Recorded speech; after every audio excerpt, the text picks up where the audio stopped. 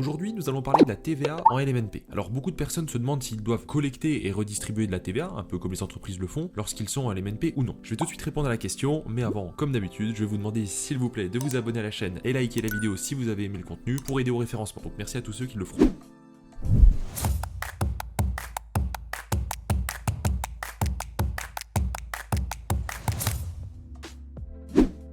Pour notre TVA, revenons-en au fait, la réponse est non. Vous n'avez pas de TVA à collecter, sauf pour les personnes qui sont en résidence-service et qui, eux, doivent bien collecter la TVA sur les loyers encaissés par leur gestionnaire de service. En gros, lorsque vous faites du locatif classique, courte durée, longue durée, tant que c'est de la location meublée, quoi, peu importe, vous n'êtes pas dans le cadre d'une activité commerciale, au sens où vous êtes en bénéfice industriel et commerciaux, oui, mais c'est du revenu du patrimoine classique. Par contre, quand vous êtes dans le cadre d'un bail commercial en résidence-service, vous louez votre appartement à un gestionnaire qui lui-même est une société commerciale et qui applique une TVA sur ses loyers qu'il encaisse auprès des locataires. Ainsi, vous aurez 10% de TVA pour toutes les résidences-services, donc résidences étudiantes, tourisme d'affaires, seniors, etc., sauf les EHPAD qui sont à 5,5%.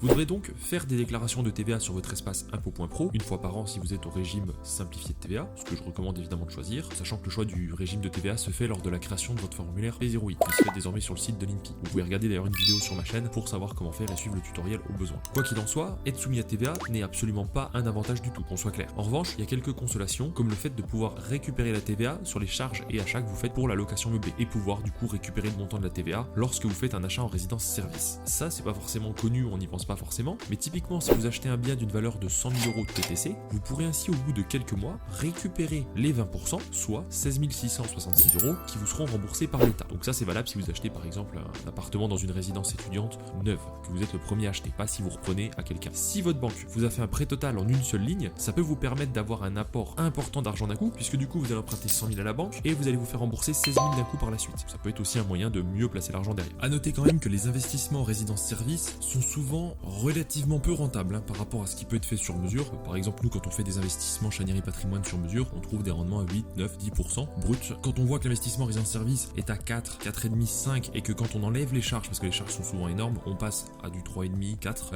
voilà, on se dit quand même oui, ok, on peut faire quasiment jusqu'à 2 fois et demi mieux pour la même somme investie. Ça a un côté confortable parce que les résidences-service, c'est un coût de contrat, c'est des loyers garantis et tout ça. Donc je comprends que ça touche aussi une bonne partie de la population qui se dit bah ouais, je gagne moins, mais en même temps, je suis tranquille pour 9, 11 ou 18 ans selon la durée des baux. Le risque quand même, je le précise pour les résidences-service, c'est que à la fin, il y a une perte de valeur du bien qui soit assez importante. On a déjà eu beaucoup de cas comme ça où à la fin du bail, on se rend compte que la santé financière de l'établissement était pas top. Donc ils disent bah nous on vous reprend un bail en cours, par contre on vous le prend avec le loyer quasiment divisé par 2 ou pas loin. Donc bah vous, le prix, bon déjà votre rendement baisse par 2 et surtout le prix est corrélé en fait à ce que vous allez pouvoir le revendre à un investisseur. Donc si le loyer était divisé par 2, la valeur du bien est divisée par 2. Attention à ça, c'est pas une mauvaise idée, mais il faut bien choisir sa résidence. Si vous avez besoin de conseils sur ça, nous on peut vous aider aussi, puisqu'on fait aussi des ventes en résidence-service, même si on en fait peu, on a la possibilité de le faire. Donc s'il y a besoin de conseils pour trouver les meilleures résidences, n'hésitez pas à nous contacter. Je vous remercie à tous d'avoir suivi la vidéo et je vous dis à très vite pour de nouveaux contenus.